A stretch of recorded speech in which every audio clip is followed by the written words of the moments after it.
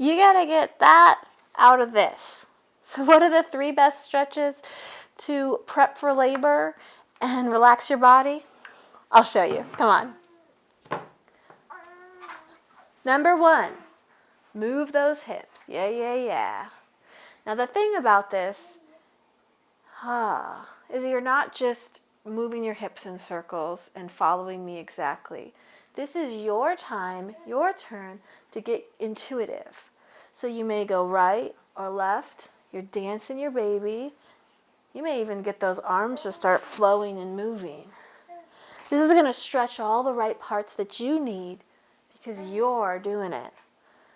Ideally, you're closing your eyes and you're no longer looking at me because you're getting intuitive and you're figuring out which way do I go.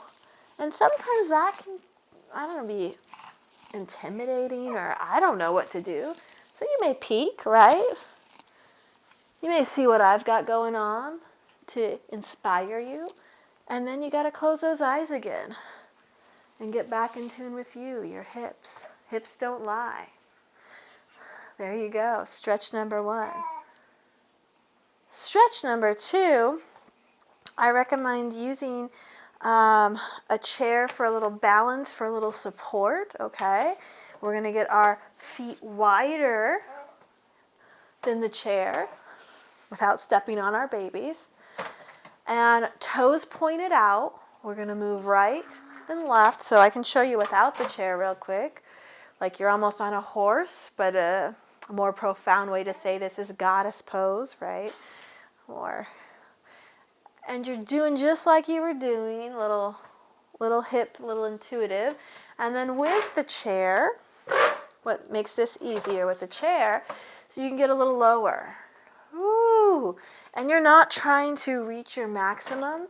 You're going to be a little more loose now that you're pregnant. I have no doubt. What you're trying to do is breathe, is open, and take a little bit of burn in those thighs and those glutes, because you're not only getting that stretch in the pelvis area, but you're also getting a little bit of stamina, which is oh so important in labor. So breathing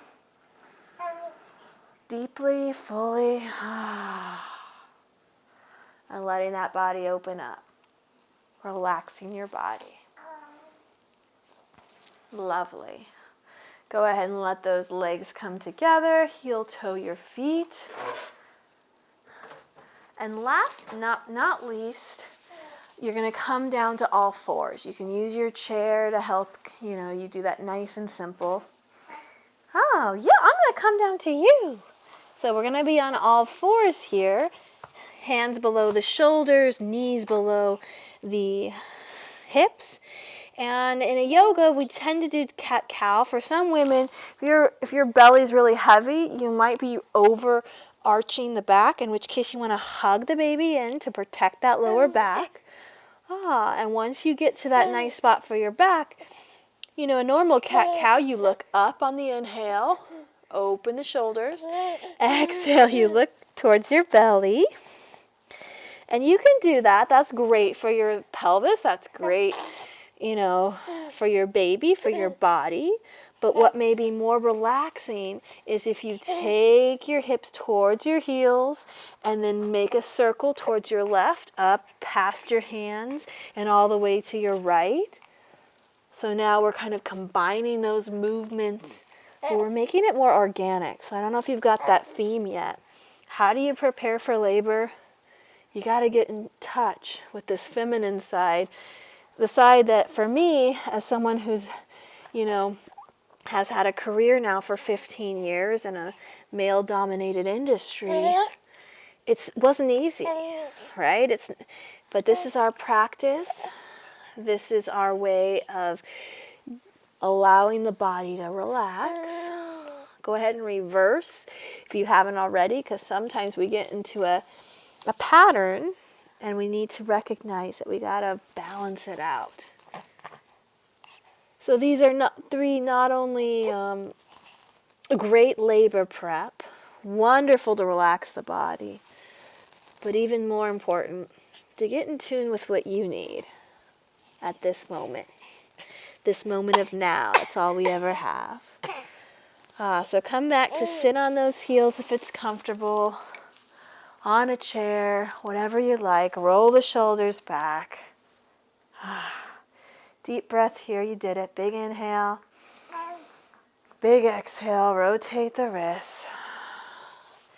And then take 3 breaths with me and this chunky little man. Through our nose, out our mouth. Namaste. Have a great day. 2 more.